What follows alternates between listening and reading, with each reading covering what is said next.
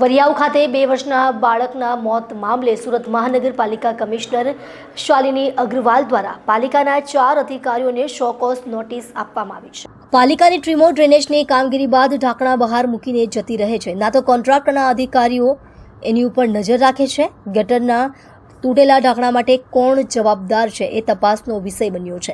ઢાંકણું ક્યારે તૂટ્યું અને કેમ તૂટ્યું એ અંગે તપાસ થવી જરૂરી છે।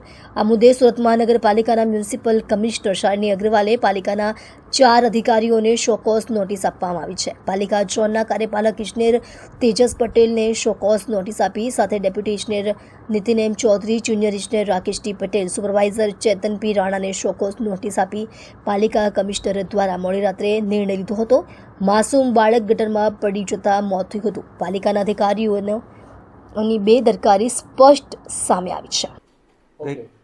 ગઈકાલે જ્યારે બાળક મળી આવ્યો પછી સ્મીમેરમાં જઈને હું અને પદાધિકારીની તમામ ટીમ પરિવારને સાંત્વના આપી અને ત્યારે જ અમે નક્કી કર્યું હતું કે આમાં જે કોઈ જવાબદાર અધિકારી હશે એને 24 કલાકમાં સુરત મહાનગરપાલિકા દ્વારા પગલાં ભરવામાં આવશે। આજે સવારે કમિશનર શ્રી દ્વારા 4 અધિકારીને શોકોઝ નોટિસ આપી દેવામાં આવી છે। રાંદેર ઝોનના કાર્યપાલક ઇજનેર, ડેપ્યુટી ઇજનેર, જુનિયર ઇજનેર અને સુપરવાઇઝર, આ 4ને તબક્કાવાર પોતાને 7 દિવસમાં, 2 જણને 5 દિવસમાં, 1 જણને 2 દિવસમાં જવાબ રજૂ કરવાનો છે। આ જવાબના અંતે પણ કોઈ બીજા અધિકારીઓ આમાં એની ભૂમિકા હશે તો એની જવાબદારી પણ આવનાર સમયમાં ફિક્સ કરવામાં આવશે।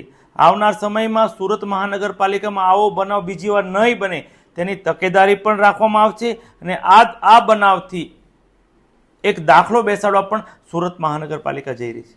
સર, કઈ રીતે કાર્યવાહી થશે આજે આ તપાસની અંદર જો કસૂરવાર જણાય? તપાસની અંદર જો કસૂરવાર થશે તો પોલીસે અત્યારે એ ગુનો પણ નોંધ્યો છે, ઇન્વેસ્ટિગેશન પણ ચાલુ છે, પણ મહાનગરપાલિકાએ અત્યારે 4 અધિકારીને શોકોઝ નોટિસ આપી દીધી છે।